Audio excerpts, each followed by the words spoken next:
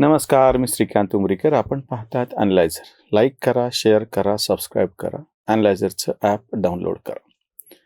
सातत्यानं खोटारडेपणा करत राहणं, फेक नॅरेटिव्ह, खोटा विमर्श पसरत जाणं, हे जसं राजकीय पक्षांनी एक ब्रीद किंवा ते काय म्हणता येईल त्याला, त्यांनी ते व्रत घेतलेलं आहे. आणि त्यांच्या जोडीनं किंवा त्यांच्यापेक्षा जास्त हे सगळे लिब्रांडू, बदमाश पत्रकार पण तेच नॅरेटिव्ह पुढे चालवताना दिसत आहेत. समृद्धीच्या नावानं इतकी बोंब करून झाली आणि आता अधिकृतरित्या ह्या लिब्रांडो वर्तमानपत्रांनी जी बातमी छापलेली ती तुम्हाला मी दाखवतो. पहिली बातमी पहा. शक्तिपीठ महामार्ग म्हणजे पश्चिम घाटाला धोक्याची घंट. ही पहिल्या पानावर बातमी छापली. जो शक्तिपीठ महामार्ग आधी बोंब केली होती की कोल्हापूरच्या शेतकऱ्यांचा कसा विरोध आहे, स्थानिकांचा कसा विरोध आहे, नांदेडमध्ये विरोध आहे, मादाचे गावे परभणीमध्ये विरोध आहे, त्याप्रमाणे राज्य शासनाने ते सगळे गाऱ्हाणे ऐकले. त्याप्रमाणे काही अलाइनमेंट त्याची बदलून जिथं विरोध होता तो भाग वगळला आणि दुसऱ्या ठिकाणून तो मार्ग नेला. ते आता जाहीर केलं. म्हणजे आता कोल्हापूर जिल्ह्याचा फार थोडा भाग त्याच्यामध्ये येतो आहे. तर आता ह्यांनी बातमी काय लावली ते राहिलं बाजूला. म्हणजे शेतकऱ्यांचा विरोध होता हा जो मुद्दा आहे त्याला एक 5 पट भाव वाढवून देणार हे एक जाहीर केलं. त्याच्यामुळे बहुतांश शेतकऱ्यांचा जो विरोध आता होऊ शकतो, जुनं तर सोडूनच द्या, तो जवळपास मिटला. आता ह्यांनी बातमी काय लावली खोटारडेपणा करून की तो कोकणामधल्या पश्चिम घाटातल्या अतिशय पर्यावरणदृष्ट्या संवेदनक्षम अशा भागातून जात असल्यामुळे पर्यावरणाला कसा धोका आहे, सुरू केला भंपकपणा. ही बातमी पहिल्या पानावर छापली. म्हणजे शक्तिपीठ महामार्ग आता नव्यानं जिथून जाणार आहे त्याच्यामुळे कसं 57 किलोमीटरचा रस्ता कसा वाढला, बजेट कसं वाढलं, पर्यावरणाचा कसा नाश, थोडक्यात म्हणजे विरोधच करायचा, समजूनच घ्यायचं नाही. कुठल्याही पद्धतीने विरोध करायचा हा निर्णय पक्का झालेला आहे. उलट विरोध कशाला करायचा ह्याची कारणं वेगवेगळी शोधून काढली जातात. ठीक आहे. त्याच दिवशी म्हणजे हे वर्तमानपत्र आहे तुम्हाला मी सांगतो परवाच म्हणजे 16 तारखेच. 16 तारखेच्या ह्या मी नाव त्याचं घेत नाही, तुम्हाला नावही सांगायची गरज नाही, तुम्ही ओळखून घेऊ शकता. मी तुम्हाला फक्त हे शीर्षक दाखवतो. पहिलं जे दाखवलं तुम्हाला मी पहिल्या पानावर दिलेले शक्तिपीठमुळं पश्चिम घाटाचं पर्यावरणीय नुकसान कसं होणार, धोक्याची घंटा. आणि आतल्या पानावर काय बातमी, जवळजवळ शेवटच्या पानावरती म्हणजे ते स्पोर्ट्सचं पान असतं त्याच्या आतलं, समृद्धी महामार्गाचं त्यांनी एकूण सगळे मिळून जे काही आकडेवारी स्पष्टपणे ह्यांनी दिलेली आहे, ही मी मनानं सांगत नाही. समृद्धी महामार्गावरती 1,05,00,000 म्हणजे एकूण जे सगळे त्याचे आकडे होते 1240 कोटी, 1240 कोटी इतका महसूल गोळा झालेला आहे टोलमधून की जो मागच्या वर्षीपेक्षा 495 कोटी जास्त. एकाच वर्षात 500 कोटी महसुलाचा जो काही म्हणजे वाढ झाली हे यांनी सांगितलेलं आहे. मी तुम्हाला वाहनांची संख्या सांगतो. 1,05,00,000 जी वाहनं गेली होती आधीच्या वर्षी आणि पुढच्या वर्षी ती वाहनाची संख्या 1,62,00,000 झाली. एका वर्षात 57 कोटी वाहनांची संख्या वाढली, 500 कोटीचा महसूल वाढ. ही बातमी हे सांगतायत. जे बदमाश शक्तिपीठामुळं कसं पर्यावरणाचा नाश होतोय अशी नकारात्मक बातमी पहिल्या पानावरती लावतायत, तेच वर्तमानपत्र आतल्या बाजूला समृद्धी महामार्गाची छोटी बातमी लावतायत.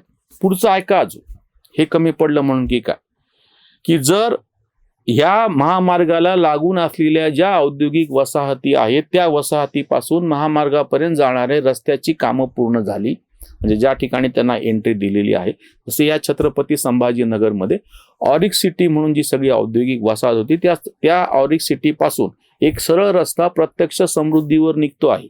एक नवीन जे एक्झिट आता दिला गेलेला आहे त्या ऑरिक सिटीसाठी. इथला प्रसंग आताच 5-6 महिन्यातलीच गोष्ट आहे ती. त्याच्यामुळे हे जे सगळं औद्योगिक वसाहतीतली जी माल वाहतूक आहे ती सरळ समृद्धीवरती येऊ शकते आणि समृद्धीच्या नंतर म्हणजे त्याच्यामुळे ती परत म्हणजे पुढं व्यवसायासाठी, निर्यातीसाठी, परदेशात पाठवण्यासाठी त्याच्यामध्ये वाढ होऊ शकते.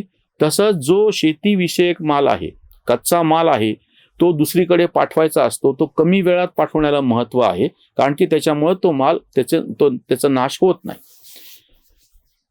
म्हणजे 40% फळं आणि भाजीपाला सडतात आपल्याकडं फक्त केवळ म्हणजे वाहतुकीची साधनं नसल्यामुळे. ती सगळी त्यांच्यासाठी जे शीत असे असलेले जे सगळ्या गाड्या असतात त्या सगळ्या कोल्ड स्टोरेज आणि त्या व्हॅन केलेल्या असतात सगळ्या, तर त्या सगळ्यासाठी कमी अंतर पाहिजे किंवा जास्तीत जास्त लवकरात लवकर ते पोहोचवलं पाहिजे. पुढचं ऐका, या बदमाशांनी ह्याच बातमीत तो उल्लेख केलेला की जर वाढवण बंदर म्हणजे पुढचा जो उल्लेख असा आहे मूळ की औद्योगिक वसाहत असो किंवा बंदर असो यांना जोडणारे रस्ते, म्हणजे एक मुंबई ते नागपूर हा समृद्धी महामार्ग आणि त्याला जोडणारे जर रस्ते हे जर नीट झाले, आता उदाहरणार्थ नाशिक ची औद्योगिक वसाहत समृद्धी महामार्गाला जोडायची आहे, सिन्नरला औद्योगिक वसाहत आहे, सिन्नरला तो ऑलरेडी एक्झिट आहे, छत्रपती संभाजीनगरला आहे, अमरावतीला आहे, नागपूरला आहे, अकोल्याला आहे, या सगळ्या ठिकाणच्या ज्या औद्योगिक वसाहती आहेत त्या सगळ्या सुलभ मार्गाने सोयीनं त्या समृद्धी महामार्गाला जोडणे. वाढवण बंदराचा जो रस्ता प्रस्तावित आहे सिन्नर घोटीपासून ते त्या वाढवण बंदरापर्यंतची गोष्ट आहे आणि तो पूर्ण झाल्याच्या नंतर इथला निघालेला माल सरळ वाढवण बंदरातून त्या जहाजातून सरळ निर्यातीला जाऊ शकतो, त्याच्यामुळे याच्यात कितीतरी वाढ होऊ शकते. महामार्ग पूर्ण झाला, त्यातल्या त्यात काही गावं महत्वाची होती ती जोडल्या गेली. केवळ एवढं केल्यामुळे 57 लाख वाहनं वाढले आणि 500 कोटीचा महसूल वाढला. ही बातमी हेच बदमाश वर्तमानपत्र देत आहे की ज्या लोकांनी समृद्धी म्हणजे पांढरा हत्ती कशा आहे, हायवे पाहिजेतच कशाला, ते सगळे ते परदेशी बसलेले भारतीय बदमाश असे जे सगळे युट्यूबर आहेत ना, मी त्यांची नावं घेत नाही, या सगळ्यांनी असा अपप्रचार केलेला होता की भारताला महामार्ग हवेतच कशा. मग परत पुन्हा सायकलिंग करा आणि पर्यावरणाचं नाशन सुरू केलं तिथून पुढं.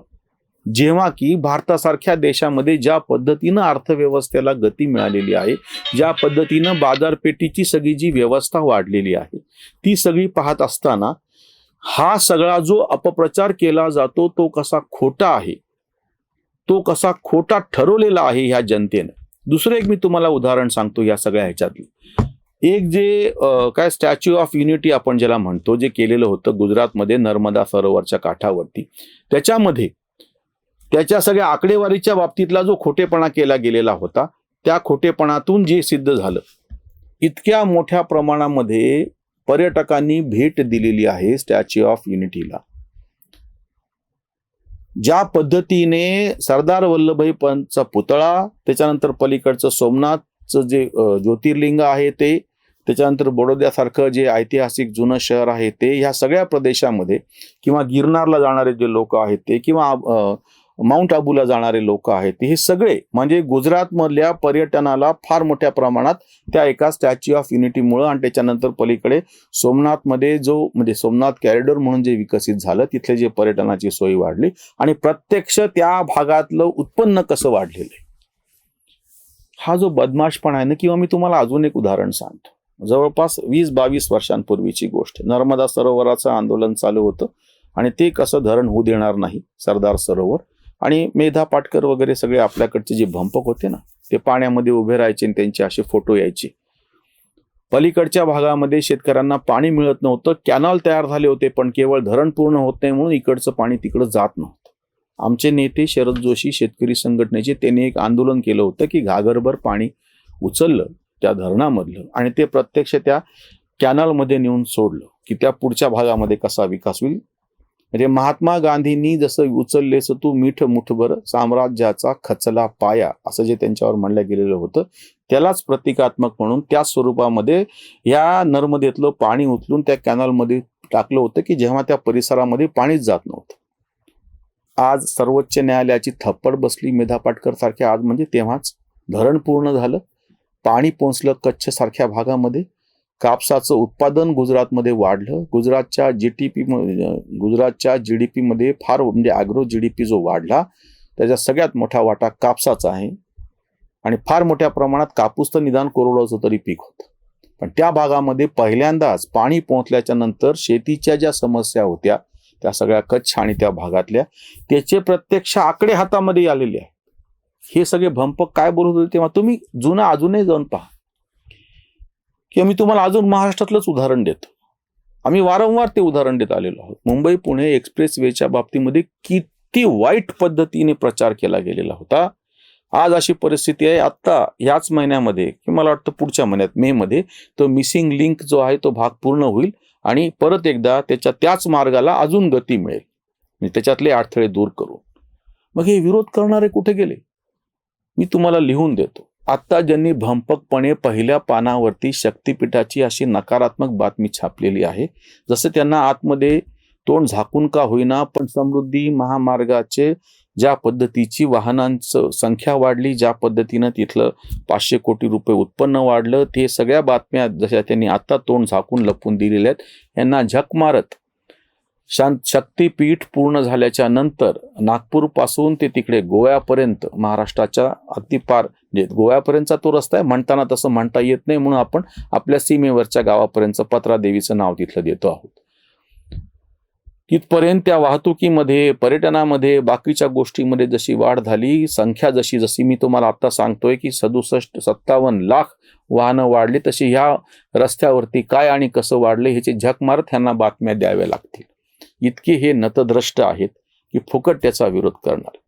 पाहूयात आपण 4-5 वर्ष वाट पाहूत, शक्तिपीठ पूर्ण होऊ द्यात आणि शक्तिपीठ पूर्ण झाल्याच्या नंतर जर हे वर्तमानपत्र तोपर्यंत शिल्लक राहिलं तर, कारण की त्यांची घटलेली सगळी वाचक संख्या पाहता मला नाही वाटत ते फार काळ तक धरू शकेल म्हणून. पण असो, मी तर वाचनप्रेमी आहे, त्याच्यामुळे ते असंच टिकावं. आणि माझी तर उलटी इच्छा आहे की यांना झक मारत पहिल्या पानावरती समृद्धीच्याही यशस्वीतेच्या बातम्या छापणं भाग पडावं आणि शक्तिपीठाच्या यशस्वीतेच्या बातम्या छापणं भाग पडावं. इथेच थांबूया.